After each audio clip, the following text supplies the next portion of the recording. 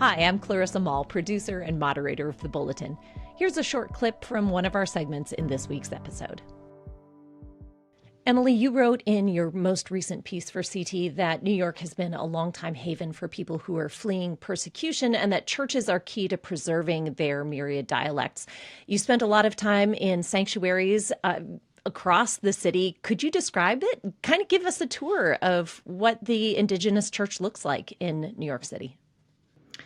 Yeah, the churches that are preserving endangered languages in New York are not easily findable on the internet. You have to go there, and so I did go there, and it was a tough gig because I had to eat a lot of good food. I had to go to some church gatherings and get fed Uzbek delicious beef stew and Korean kimchi and all that kind of good stuff. So it was a fun reporting process, but it was more encouraging just to see how the church in New York is a haven for persecuted minority groups. And that's because of New York's legacy as a place for refugees. And it's been really a fun process to see how different churches, even now, I mean, this is something that's been going on for decades, that languages and people have been given safe haven in New York, but it's happening today still. So this was an encouraging process just to see what's happening kind of away from the news headlines and in real people's lives. So it sounds like there are both new refugees or immigrants and an established population in those places.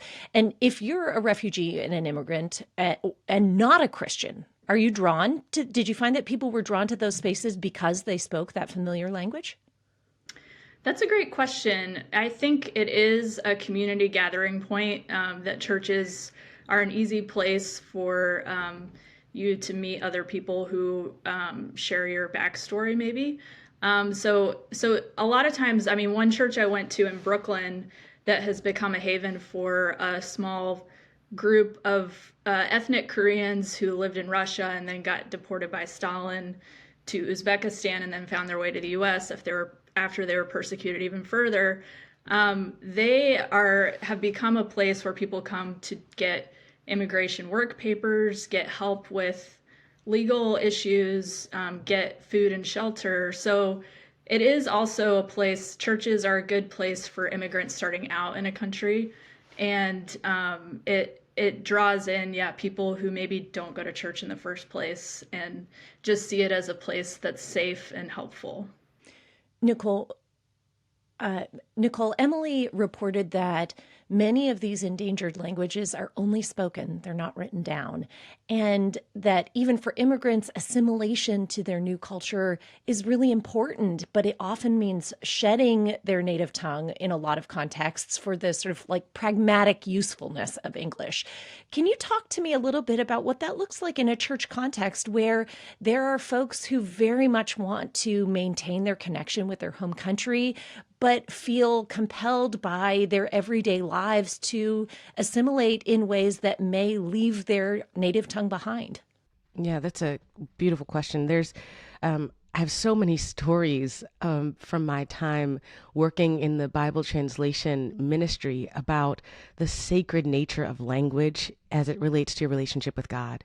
So when we talk about, John 9, when Jesus talks about my sheep know my voice, there's something about the tongue of God spoken in the tongue of your heart language that just brings people alive.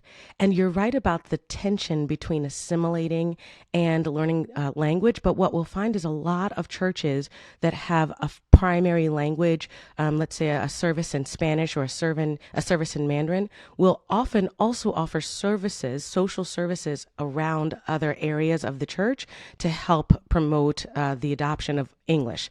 So for example, in Charlotte, there was a church that offered a service in Hmong, which is one of the dialects spoken in China. And then after service, they had an English as a second language class.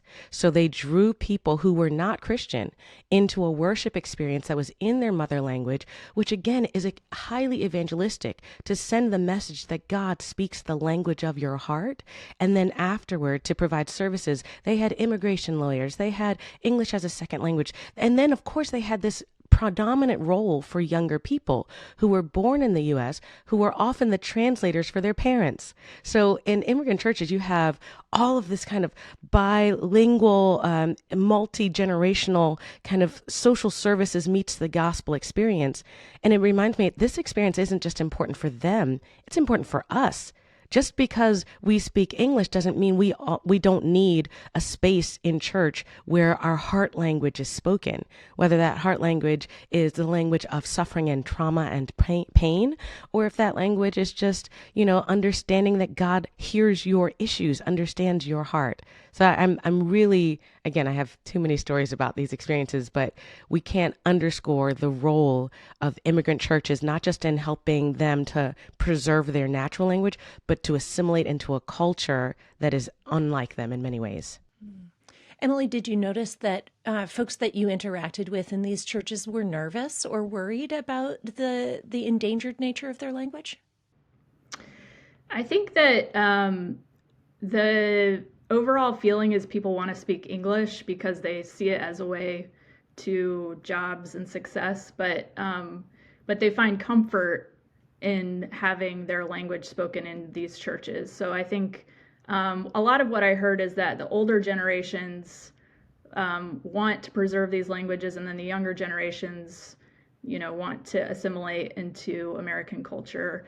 But I think there is that intergenerational process in a church that maybe doesn't happen other places, where those conversations can happen, where the older generation can say, here's why it's important for you to know how to sing this song in indigenous Mayan, and the younger generation can take that value, and vice versa. So I think there's a good dynamic that just happens in churches that doesn't happen a lot of other places. And I will say, I documented a lot of things that are happening in New York, but this is happening in cities around the US, where anywhere there's a refugee community, there's probably an endangered language that's being spoken and probably needs to be preserved. And so I think you can look, if your town or city has a refugee population, just consider what interesting stories might be behind it. Even on our own staff, I was talking to someone who goes to a church that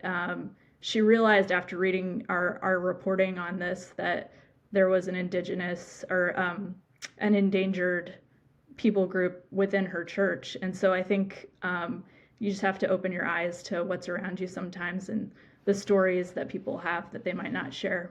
Mike, in another time and place, this conversation would just be about the beauty of the global church, right?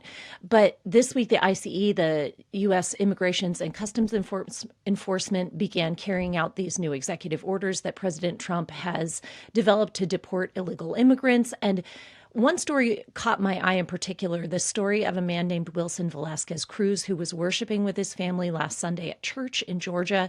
When he got a phone call on his cell phone, he didn't answer it because he was in the service. And his wife reported that his immigration GPS ankle monitor began to go off. And she was like, honey, I don't want you to disturb the service. Go outside and check what's going on. He left the service, and ICE officers were waiting in the parking lot to arrest him. He had a work permit that was good for 5 years. He was here, employed at a tire shop. The immigration landscape has literally changed overnight for many people. And this is just one case. And churches used to be a place of sanctuary. Is that changing? What's happening here? Well, it's interesting because I think a lot of people who supported Donald Trump during the election, one of the big issues in this election was the problem of illegal immigration and what's happening at the border, a lack of, particularly as well, a lack of enforcement of our border laws.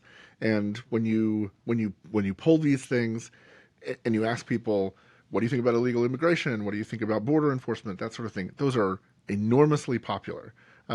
People think that have believed there was a problem there for some time, and that we needed to do something about it.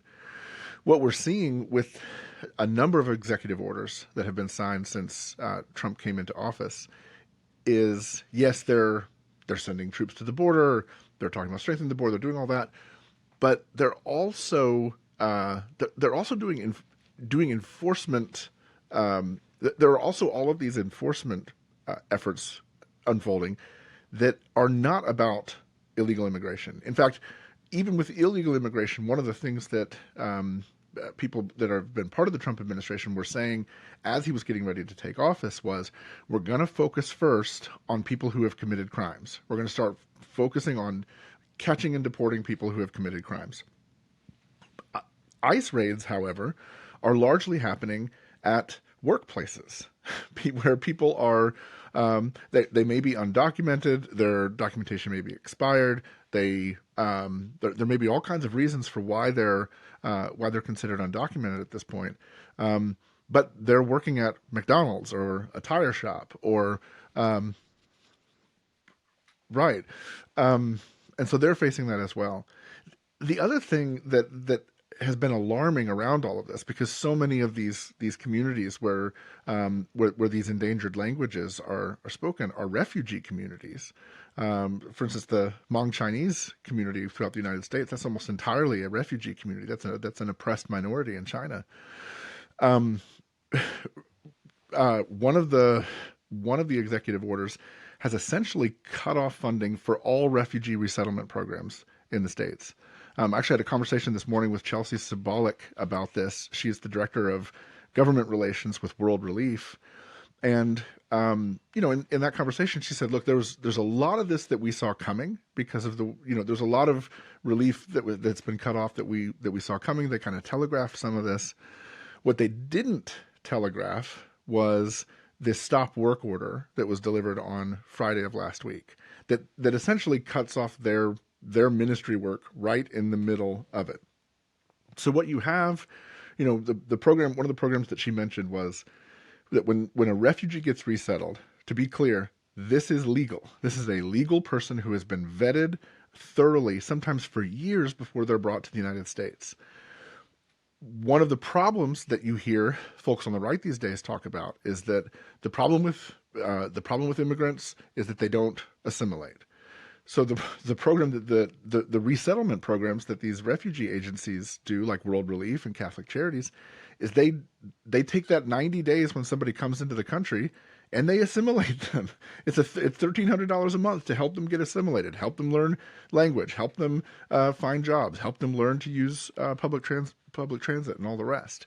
And yeah, and it's incredible work. It's for people whose lives are often endangered in their places of origin, and it's all completely legal. I feel like what we're witnessing right now is the very leading edge of something that there's going to be a real backlash to this, because this is not what people voted for. What people voted for was round up criminals that are here illegally and deport them. This is cutting off funding to, Catholic Charities, World Relief, these organizations that are working with people whose lives are in danger, who have done it the right way. And it's stunning to me that it's stunning and heartless to me. Not just because I have a particular passion for refugees, but because as an American, we've made a commitment to these folks by vetting them and saying, yes, you can come here. Now they're coming here, and we're cutting them off from the tools and the resources that were promised to them on their way. And I just think that's shameful. Like, we, as a country, we should keep our word to people. I mentioned this, a couple of weeks ago about the Afghan refugees whose plane tickets were revoked. It's the same kind of thing. So yeah, I think we're just at the leading edge of it. I think the downstream consequences of this are going to be really, really ugly and painful. And I have high confidence in the American people that they're not going to like it. People are not going to like what they see. So we'll see what happens. Listen to the full episode wherever podcasts are found.